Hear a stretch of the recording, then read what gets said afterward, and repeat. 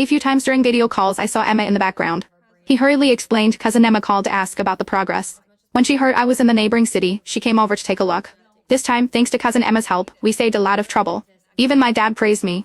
Second minus generation rich kids spend their whole lives wanting to surpass their parents, and Jack was no exception. His father and grandfather were both very successful entrepreneurs.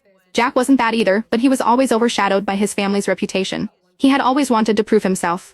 This time, the direct minus sales stores were set up in several cities at once, fast and in good locations. Even his father and grandfather praised him at the dinner table for doing a great job. Jack transferred me $200,000, saying it was to buy a bag for my cousin in my name. I know she helped me out for your sake, so it's better if you give it to her. I still have that much sense. Then he added, choose one that your cousin likes.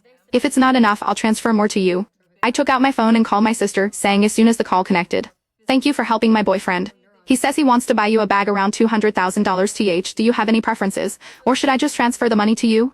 There was a pause on the other end, then a slightly deep male voice came through. Lily, why is your boyfriend buying things for Emma? Oh my god, my cousin and my ex-cousin-in-laws contacts only differed by one character, and I had accidentally called my ex-cousin-in-law David. David, Emma, and I were all schoolmates. David was 1 year ahead of us and we would run into each other during club activities. I only praised David for being considerate once, and the next day, Emma started pursuing him openly. When a girl chases a boy, success comes easily. 2 weeks later, they got together. After breaking up and getting back together several times, they got married right after graduation. 3 years after marriage, they divorced.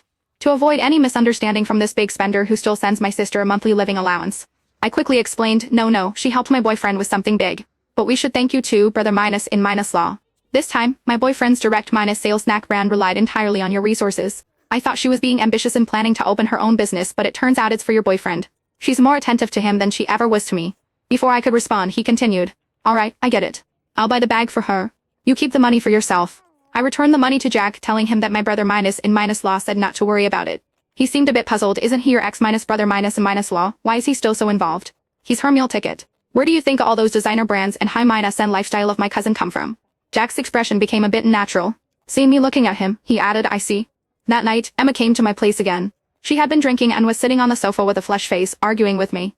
Clear minus headed, logical, and articulate, she criticized me inside and out, up and down. Finally, pointing at Jack, she said to me, You think you can land a rich guy? Let me tell you, don't dream about it, Lily. You'll never be able to live the life I have. You told David I'm stealing your boyfriend so he cut off my allowance. I bet I could find a new sugar daddy tomorrow if I wanted to. You believe that? When Jack heard this, a spark flashed in his eyes. I suddenly felt it was also pointless. I left them in the living room and went back to my bedroom. After this incident, Jack started working overtime and going on business trips more frequently. Even when I mentioned that I wasn't busy recently and could have dinner with his parents, he politely declined, saying it wasn't the right time yet. By this point, I understood. Emma had succeeded again. She had won again.